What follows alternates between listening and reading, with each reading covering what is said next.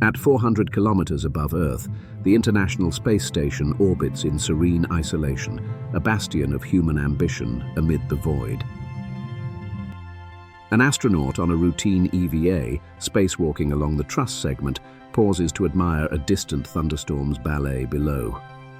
Lightning dances across continents. Then, without warning, a colossal red sprite surges skyward, a cold plasma phantom clawing at the stars. It strikes the solar array, crimson tendrils wrapping metallic panels. Sparks cascade, systems falter. Beauty turns deadly in an instant. One soul, adrift in the infinite, faces the storm's wrath from above. This is a simulation. NASA astronauts observe red sprites from the ISS regularly, spectacular displays like Nicole Ayres documented in July 2024. But they've never struck the station. What you're about to witness uses real NASA EVA protocols to model the unthinkable. What happens when Earth's storms reach 400 kilometers high?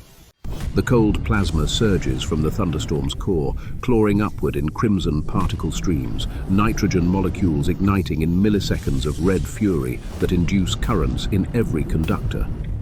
The safer pack's circuits overload as the discharge bridges 50 kilometers in an instant. Blue-tinted gigantic jets follow, streaking to 90 kilometers, their electromagnetic pulses arcing across solar panels, frying sensors mid-strike. The station was built to handle solar flares, but it wasn't built for a direct hit from below.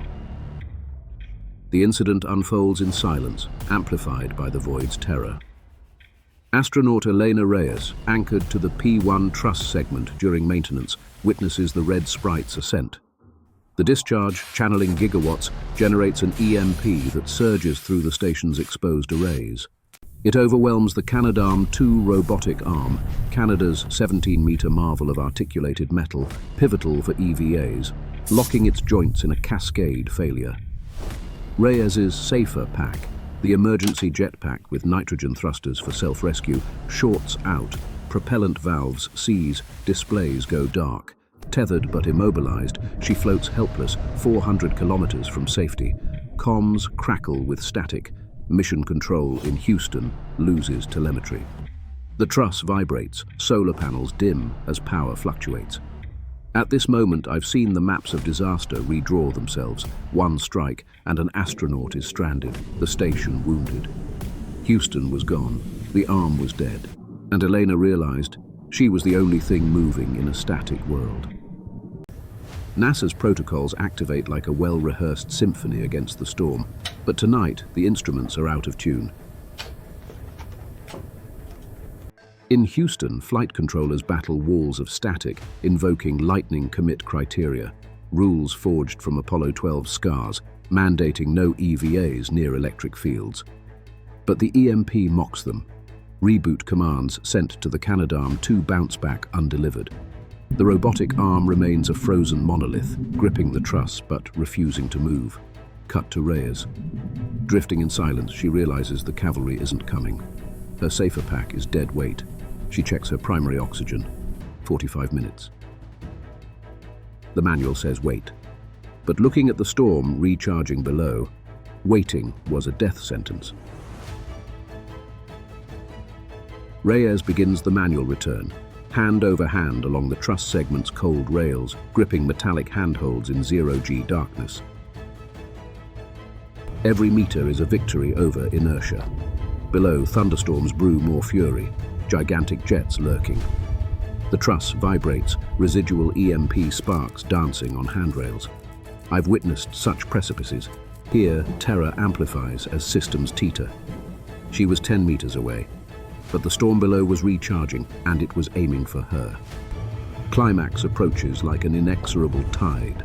Sensors detect another red sprite coalescing below, cloud tops charging, plasma ready to erupt.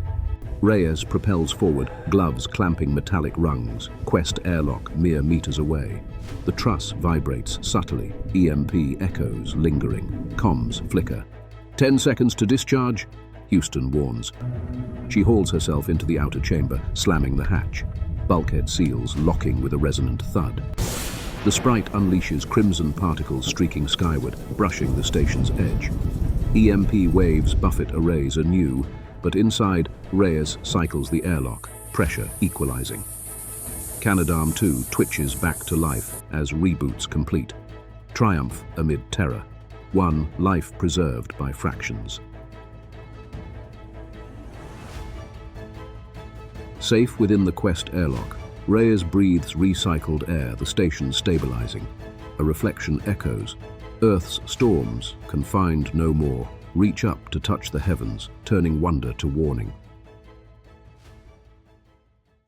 Red sprites remind us our foothold in space is fragile, beauty laced with peril.